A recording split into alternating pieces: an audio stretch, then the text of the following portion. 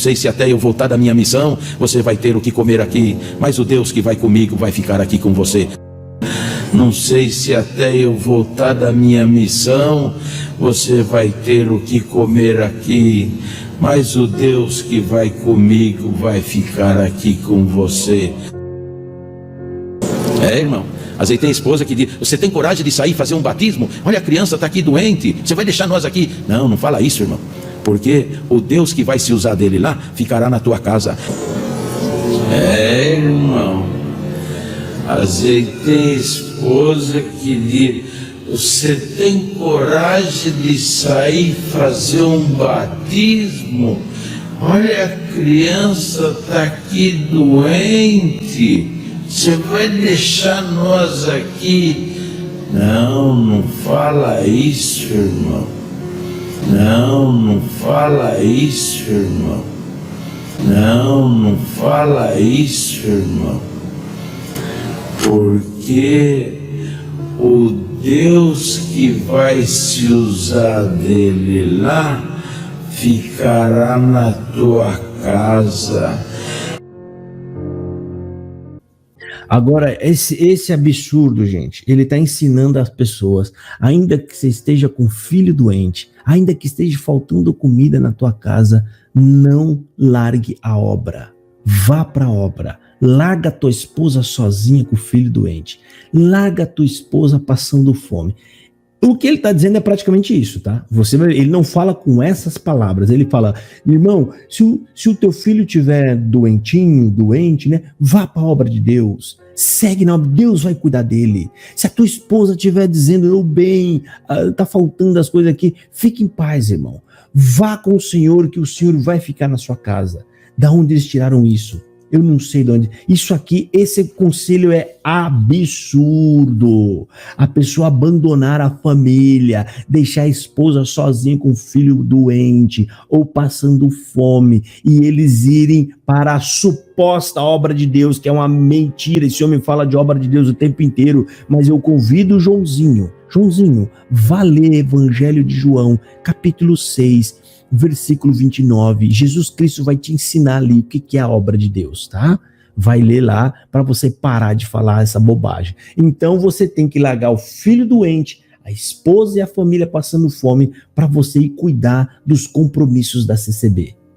Para você poder ir viajar, ficar fora de casa, né, cuidando de fazer batismo, falando a asneira que vocês falam, porque esse ancião que vai fazer essas coisas também é outro perdido, né, que não fala nada com nada, e ele vai nessas igrejas falar esses montes de asneira, ou ordenar pessoas mentindo pro povo que foi Deus que revelou, foi Deus que te colocou no ministério, e a gente vê esse ministério todo perdido da CCB, né? E vocês vêm querer enganar a gente dizendo que é Deus que veio lá do céu e falou: não, eu quero fulano de tal no ministério. Vamos ouvir ele falar aqui. Presta atenção, gente, nesses absurdos que esse senhor vai falar agora, né? Isso ele está dando um conselho, e nessa igreja tem homens e mulheres ouvindo esses conselhos. E lógico, para eles se saírem dessa situação como santos de Deus, pessoas obedientes a Deus, pessoas que amam a Deus, eles vão seguir a risco esse conselho, tá? E você vai ter mulheres desesperadas com crianças, né, passando mal, doente, e o marido longe de casa, né? Parece aquela música: longe de casa, há mais de uma semana, atendendo batismos, reunião de mocidade, minha esposa com fome e o meu filho doente em casa, esperando o pai voltar. Só falta isso, né, querido? Vamos ouvir aqui, segue aí. Se é uma reunião, não é? É uma missão ali que dá para mãe ir, vai junto. Se não der para ir, arruma a roupinha dele, a malinha dele, irmão, arruma. Põe a roupinha dele ali, não, como Deus deu de falar ainda, não é? Ontem, não precisa ser um terno novo toda vez, não precisa ser uma camisa nova, engomadinha, não. Ela estando passadinha, limpinha, arruma lá. Não precisa ser 3, 4 ternos, não. Se tiver um só, passa bem aquele lá, põe lá, arruma lá, abraça ele, saúda ele com o ósculo. Vai, meu marido. Se quiser ser um pouquinho mais espiritual, vai, servo de Deus, vai servir o teu Deus. Ele vai te... Agora, fica vendo a bobagem. Acompanhar lá e vai ficar conosco aqui. Pode ir sossegada. Eu cuido da Mariazinha, eu cuido do Joãozinho, eu cuido do Antoninho. Pode ir sossegado. Mas ele está um pouquinho com febre, não tem importância. Eu vou orar, Deus vai libertar ele. Pode ir, vai na missão. Irmão. Eles falam assim bonito, gente. Eles falam com um ar bonito.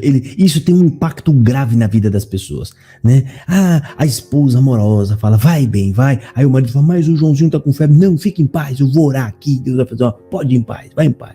Aí o homem vai todo feliz. A mulher ficou com toda a carga nas costas, né? Criança doente, falta. Ou sei. Tem esposa que diz, você tem coragem de sair e fazer um batismo? Olha, a criança tá... Aí ele tá achando ruim, aí ele pega o outro lado que é uma esposa que não tá apoiando.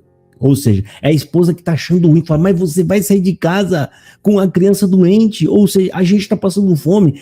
Ele fala isso nesse conselho como uma forma de repreender as irmãs que se preocuparem, né, com a sua casa. No fundo, e isso daqui são conselhos para colocar na cabeça das pessoas que a congregação está em primeiro lugar na sua vida. Não importa se o teu filho vai pimbar, se a tua esposa e o filho vão perecer de fome. Entenda uma coisa, você está aqui pela vida ou pela morte, mas você vai entregar a sua vida para CCB. Você vai entregar a sua vida para que a gente cuida desse patrimônio maravilhoso e milionário que é a congregação Crescendo no Brasil. Me perdoa o que eu vou falar aqui, você, ancião diácono, você é muito tapado, porque você foi enganado por homens, a sua família sofreu por anos, porque você é devoto de uma seita, e isso não vai contar em nada para te ajudar. Pior do que isso vai contar sim para te condenar, tá? Porque você foi muito estúpido para acreditar nesses homens que não têm a mínima noção do que diz as Sagradas Escrituras. Ouça aí, eu vou voltar um pouquinho aqui só para você ver ele corrigindo a coitada da mulher que está achando ruim do marido sair e largar a criança doente e o filho e com fome. Ou seja, irmão. Às vezes tem esposa que diz, você tem coragem de sair e fazer um batismo? Olha, a criança está aqui doente, você vai deixar nós aqui? Não fala isso, irmão. Porque o Deus que vai se usar dele lá, ficará na tua casa. Quando ele fechar a porta e o portão da casa, ou pegar o carro, o ônibus, ou o avião que seja, o anjo entrará lá e libertará o teu filho. O anjo entrará lá e libertará o seu filho. Por que não libertou vocês da Covid? Por que não libertou vocês, né, das pestes que vieram aí? Seus mentirosos. Você sabe que você está fazendo um discurso mentiroso, rapaz. Mentiroso. Você sabe que a doença anda dentro da congregação, tirando e ceifando muitas vidas. Muitas. Né? E vocês vêm com essas desculpas furadas de vocês. Cadê o azeite de vocês que não tiveram coragem de sequer entrar nos hospital para curar os irmãos da CCB da doença? Vocês são mentirosos, vocês estão fazendo esse discurso, sabe, é uma aberração isso daí. Eu vou voltar um pouco mais, vocês precisam ouvir. Quando ele fechar a porta e o portão da casa, ou pegar o carro, o ônibus, ou o avião que seja, o anjo entrará lá e libertará o teu filho. Glória ao nome do Senhor. Às vezes, não é, irmão? Às vezes a prova bate na casa do diácono. Primeiro seja aprovado para depois ser aprovado. Olha a besteira que esse homem está falando. Esse é um outro ponto que eu precisava falar com vocês, que a CCB fala muito, né? Então ficou aqui, vocês ouviram essa parte que ele falou, né? Largue tudo, meu irmão. Filho doente, esposa com fome. E não se esqueça, a CCB tem que estar na sua vida em primeiro lugar, né? Ou seja, o mais importante é a nossa glória. É o nosso patrimônio. Depois, se você conseguir, cuida dos seus filhos, tá? Aí ele vem com aquele jargão, põe na mão de Deus, cuida do que é de Deus, que Deus vai cuidar do que é teu. Seus mentirosos. Agora vamos ver essa bobagem que eles falam isso aqui há anos, né? O diácono primeiro tem que ser provado para depois ele ser aprovado. Olha aí. Primeiro seja aprovado para depois ser aprovado. Às vezes a prova está na casa do diácono. Você vai indo, meu marido, vai servir a Deus. Às vezes ele vai saindo preocupado. Esposa, eu estou indo, eu sei a situação.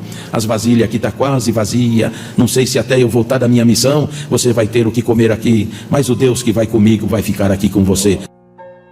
Olha aí, né? Ele misturou essas duas coisas que eu vou falar aqui com vocês. Encerrando esse assunto, você viu o que ele falou agora no final. Ainda que você esteja com fome, as vasilhas vazias, minha querida, aguenta aí.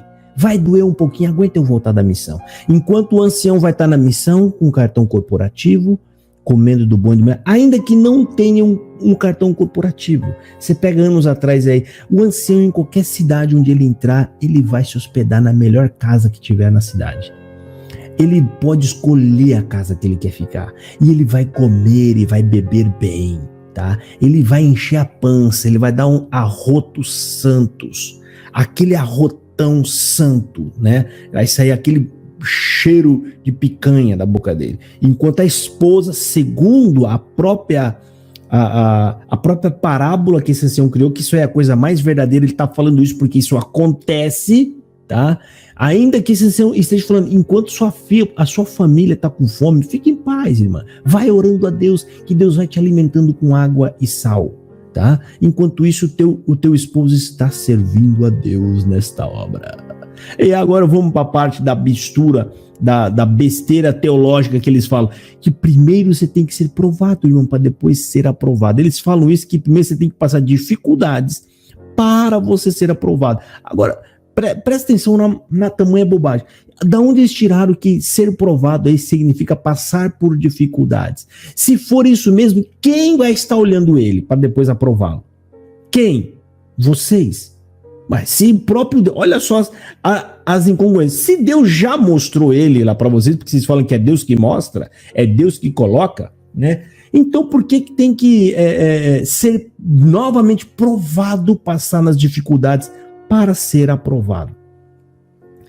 Entendeu o que eu quero dizer, irmão? Olha a bobagem. Primeiro que não tem quem veja, porque quem vai ter que aprová-lo são os anciões. Só que esse texto não está falando disso. O texto está falando que eles sejam provados, ou seja, eles sejam avaliados, para ver se esse homem tem aptidão para isso, para ver se esse homem realmente ele é comprometido com essa função. A aprovação que fala é uma espécie de uma avaliação, um julgamento entre eles, para depois essa pessoa ser aprovada, ou seja, ter o aval de que ela deva ir para o ministério.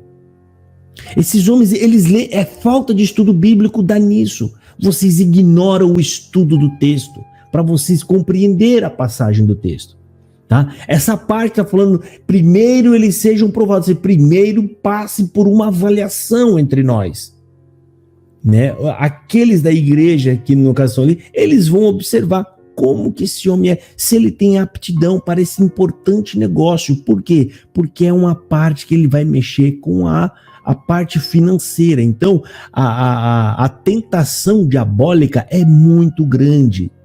É por isso que para a função do diaconato é dado este conselho, sejam avaliados, gente, observem. Tá? Ou seja, é para fazer uma observação além daquela dedicada na parte da fé espiritual. É uma avaliação mais profunda da vida dele, né? Observe a vida dele, vê se ele é um homem correto, um homem de negócios, né? Um homem, ou seja, porque vai mexer com dinheiro, pessoal, tá? E a tentação é enorme. É simplesmente isso, entendeu? A outra função de ancião, não.